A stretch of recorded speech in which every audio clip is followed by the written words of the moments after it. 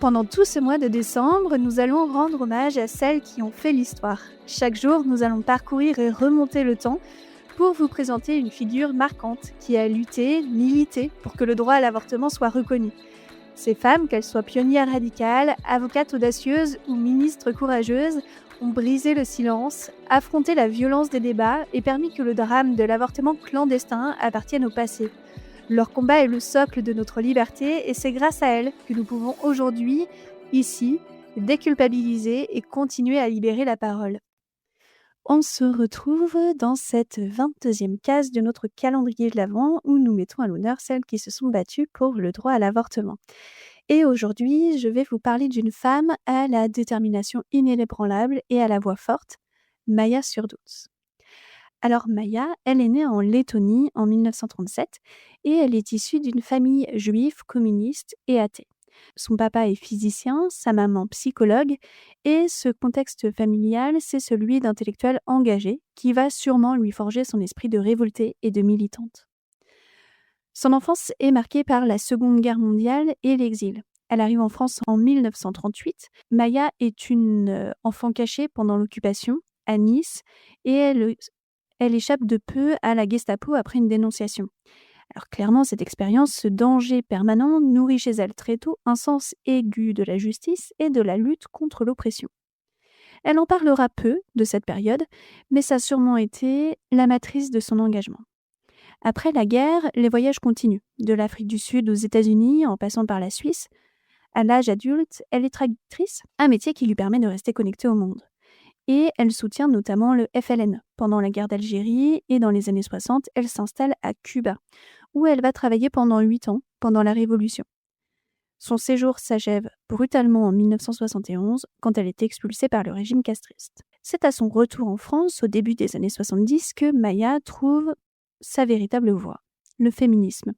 Alors d'abord, elle rejoint l'extrême gauche, notamment la Ligue communiste révolutionnaire, LCR, avant de se consacrer corps et âme au combat des femmes. Et là, très vite, elle va se batailler pour l'avortement et la contraception. Un combat qui agite alors à ce moment-là la France, dans les années 70. Elle milite au sein du MLAC, le mouvement pour la liberté, de l'avortement et de la contraception.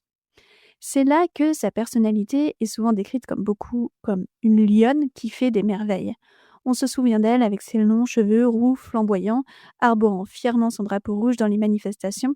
Elle est célèbre pour sa pugnacité et ses coups de gueule et son intransigeance. Et la loi, c'est pas... Elle a été courageuse à l'Assemblée, mais qui a fait le rapport de force? C'est un mouvement social, composé effectivement de...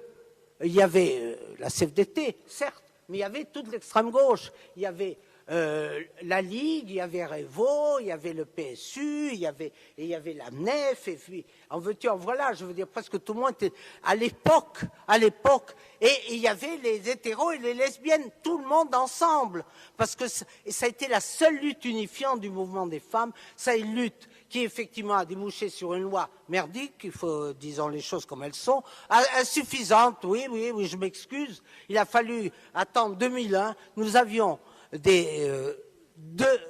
la possibilité. Les délais étaient de 10 semaines, c'était pas la moyenne.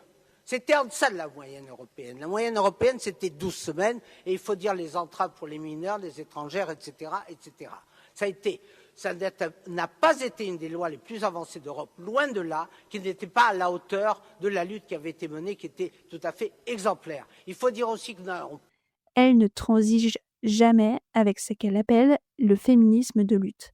Un féminisme qui se bat sur tous les fronts, social, antiraciste et bien sûr pour le droit à disposer de son corps.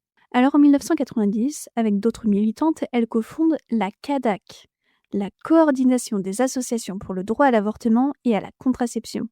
Et au fil des années, elle en devient même la présidente et la porte-parole. Alors à la CADAC, on ne se contente pas de défendre la loi Veil qui a été adoptée en 1975. Elle se bat surtout sans cesse pour améliorer et garantir son application face aux menaces régulières des anti-choix et aux tentatives de restreindre l'accès à l'IVG. Alors Maya, elle est de toutes les luttes qui sont essentielles.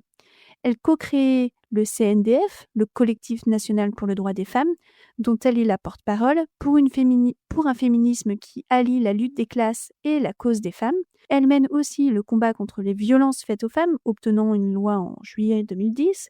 Elle se bat avec acharnement contre la prostitution et voit la loi sur la pénalisation des clients adoptés une semaine seulement avant sa mort. Alors pour Maya, le droit à l'IVG est un droit fondamental et un droit qui n'est jamais acquis. Dans un entretien qu'elle a réalisé en 2013, elle disait « Le droit à l'avortement est le droit des femmes à disposer de leur corps.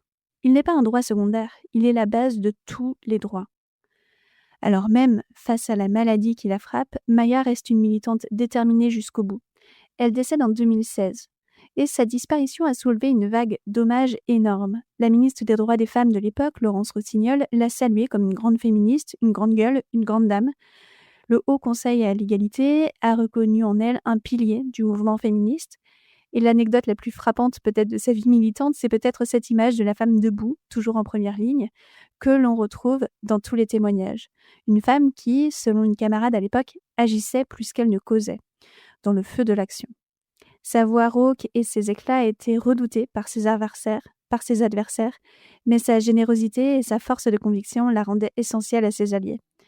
Alors Maya a passé sa vie à nous rappeler que le féminisme, ce n'est pas un luxe, mais une nécessité de lutte permanente.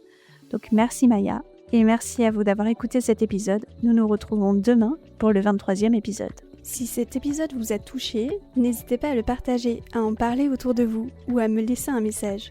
Je vous invite aussi à vous abonner sur votre plateforme de podcast favorite, à mettre 5 étoiles, ça aide au référencement et à la visibilité du podcast. Si vous souhaitez avoir plus de contenu, vous pouvez vous abonner à ma page Instagram merci.simone.podcast. Et si vous aussi vous souhaitez venir témoigner au micro de Merci Simone et nous raconter votre histoire, écrivez-moi. En attendant le prochain épisode, merci Simone.